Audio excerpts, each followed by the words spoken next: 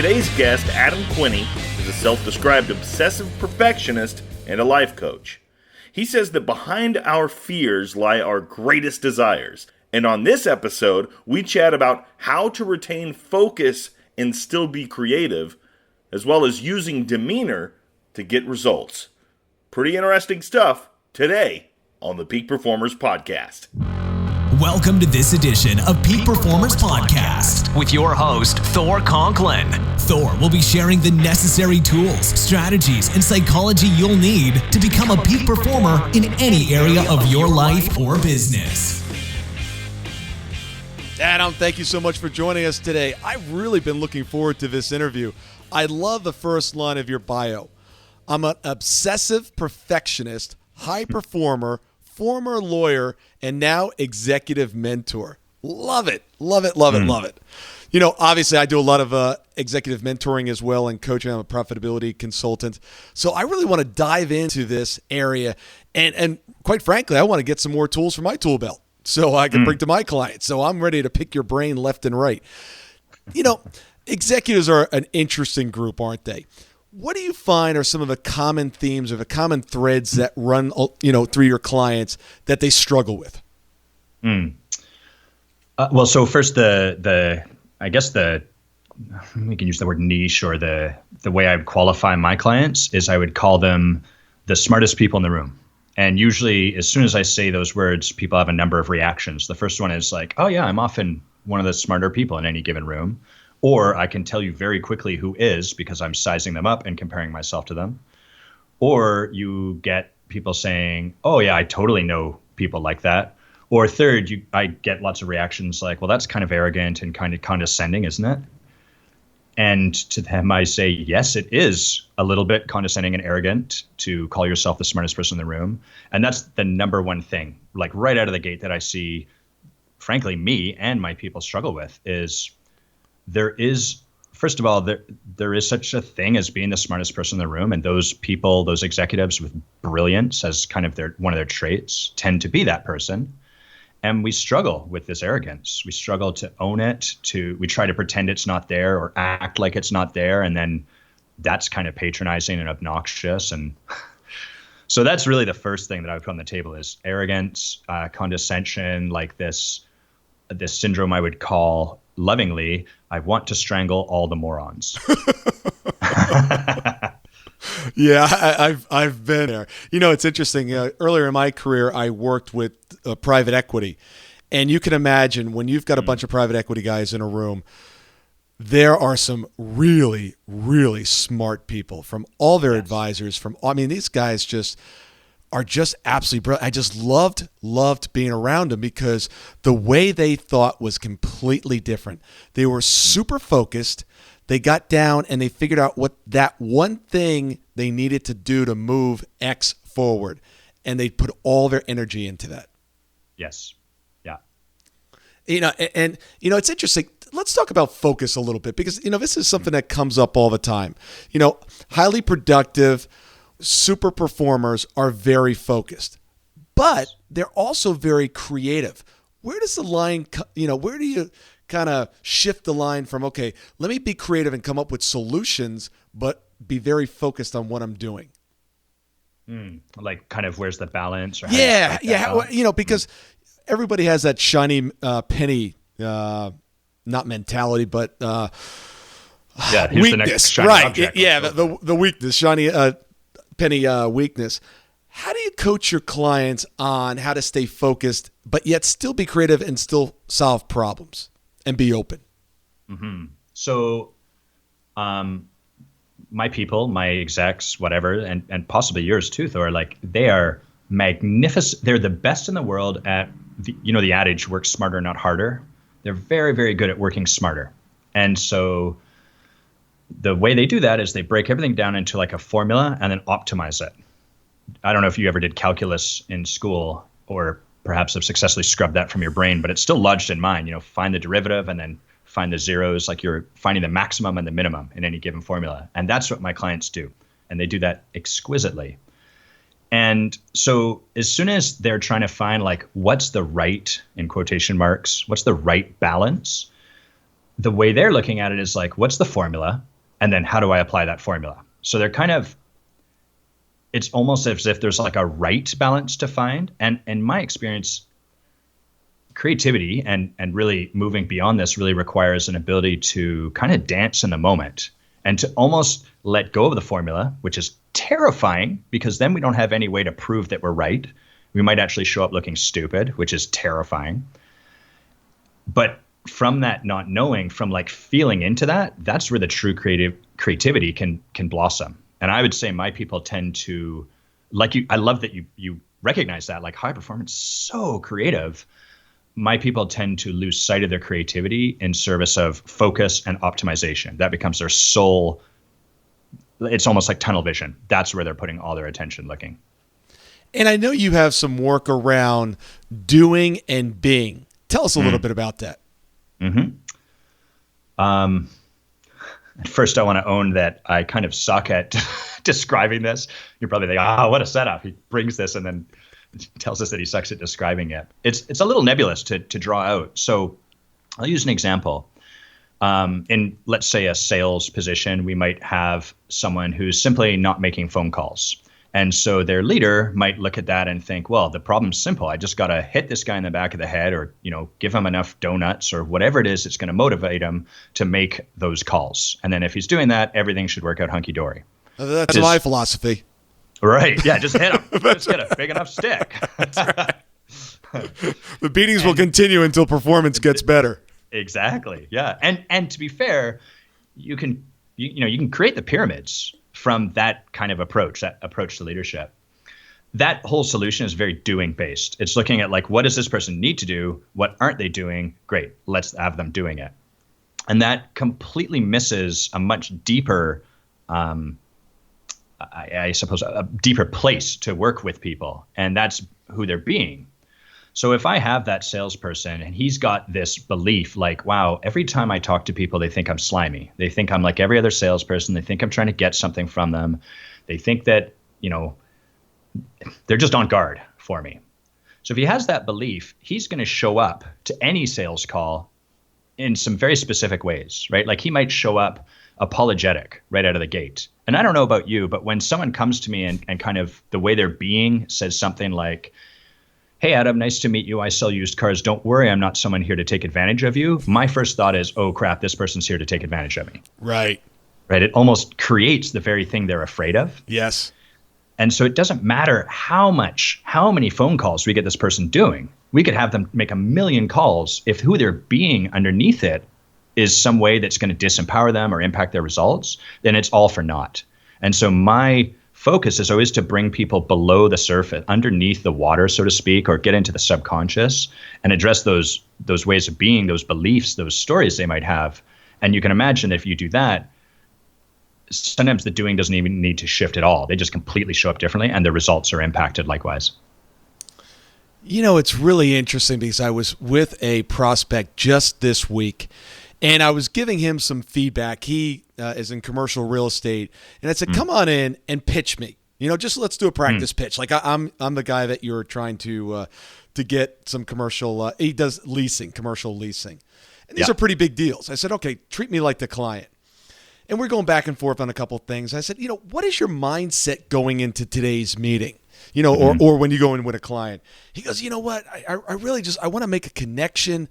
And I just want to get a little commitment. I'm like, wow, that's pretty small-minded. And he looks at me and goes, well, what do you mean? I said, well, when I walk into a meeting, my outcome is not to make a connection and get a little commitment. What I'm thinking of when I go into a meeting, I'm figuring out how I can serve this person to the max, how I can provide massive value. And I want to walk out of there with a handshake, a deal, and a check. And he's like, wow, that's a different meeting. I said, yeah, it's a different mindset too. And you know what? Yeah. If I walk out of that meeting telling that prospect that I'm not the right person for them, that's a win.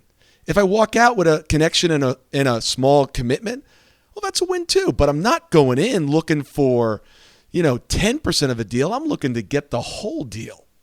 Mm-hmm. And he goes, wow. He goes, that's a totally different mindset. I said, yeah, and it shows up on your face when you walk in the door. Yeah, right. It's like, oh, I'm a little scared. I just want a little bit. Can we just be friends? It's. I think of it. I use the analogy often of like the nervous boy who's asked the girl out on like 6 dates, and they're still going out, and she's kind of like, am I gonna get late or what? And exactly. It's a little crass, but like we're all kind of wondering that to some extent, right? Like, hey, where are the teeth? Yeah. We want to see some teeth. Yeah, absolutely. And he's sitting there going, you know what? I want to be respectful. I want to be a gentleman. And there's a total disconnect. Accountability. Let's talk about it. Why are New Year's resolutions so seldomly seen through? Well, a lot of times life just sort of gets in the way. Priorities shift and we lose sight of what's most important. We need help. If you get sick, you go to a doctor. If you have car troubles, you go see a mechanic. If you got busted pipes, my friend, you need a plumber.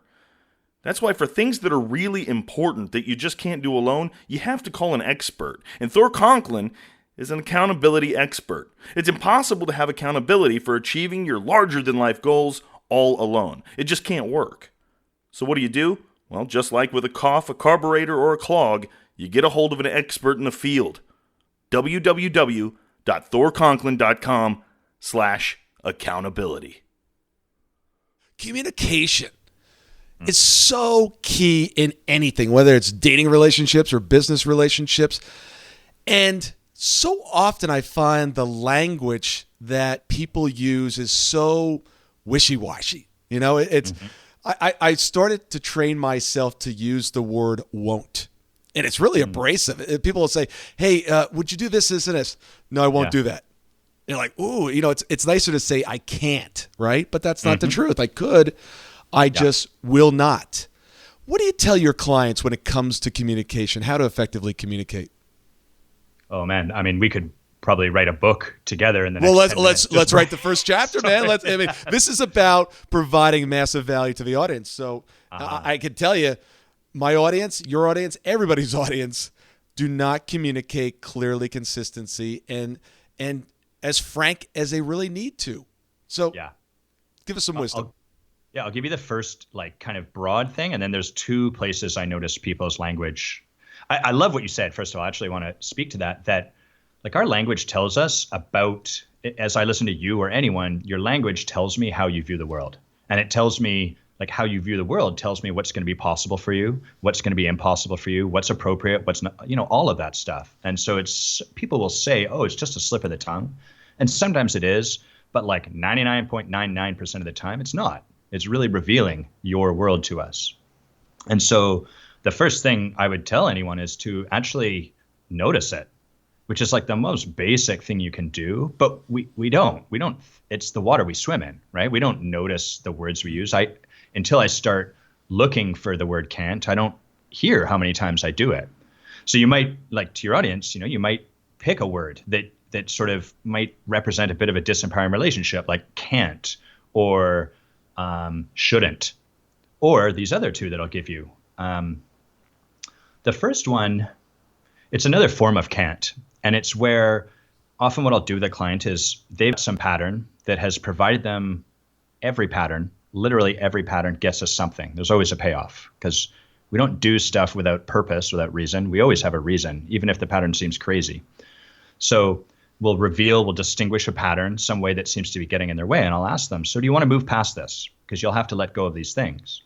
And often I'll hear them say, yeah, I can't keep doing this. And I tell them, look, there's actually a bit of hope in the word can't. There's the suggestion that doing this is too painful and that without having to really walk through the fires yourself, you're automatically going to feel motivated enough to step past this. It's too hard not to. And that's bullshit. That hope is toxic. In fact, you will keep doing this. You can keep doing this. And so when I would really invite people to notice when they're saying I can't keep this up, I can't keep doing this, because by and large we actually can. Yeah. And if we believe that story that we can't, we're actually just fooling ourselves. It really doesn't serve. Here's go ahead, please. No, I made a note. Go ahead. Okay, cool. Yeah. So the other one, this is a little more sort of perhaps coachy, but I often hear people talk about I'm really disempowered by this. Oh, I had a conversation at work that really disempowered me. I'm in a relationship and it's really disempowering me. And the interesting thing about that language is how much victimhood is in it, right? Like it's not my fault. This conversation is disempowering me. It's not my fault. This relationship is disempowering me. And instead, I often invite people to relate to it like, there is something about this conversation that I'm choosing to disempower myself with it, so that you can take back the power, right? Take back responsibility, because what we can be responsible for, without blame, but what we can be responsible for, we can actually change. And what we can change, well, that's access to power right there. Absolutely. Taking responsibility is so important. You really regain all the ability to act. A couple of things that you brought up there. I'm feverishly making notes here. It's like, oh, this is good, this is good, this is good here, right here. Can't. Oh, it must have been about 15 years ago. I have two dictionaries, one that's on my desk at home and one at work. And literally I tore out the pages that had the word can't on it. I was like, it's not part of my vocabulary. I just ripped it out. Gone. The other one is, and I find this so often, it's, I want to. I'm interested in. So many people are interested in success, healthy relationship, a healthy lifestyle. It's interested, but they're not committed. And that's one of the first things I always ask people, and it drives them nuts because it's like, they'll say something, and I'm like, are you interested in that? Or are you committed to it? And like, well, I'm committed. Really now? What are you willing to do? What are you not willing to do? How much time are you willing to invest in this? And the last one was, you brought up, we use the words I am. And anytime you attach I am to anything, it signifies what your identity is. I am, when you were a lawyer, I am a lawyer. I am. Be very careful what you associate to the words I am, because your brain is just like a computer.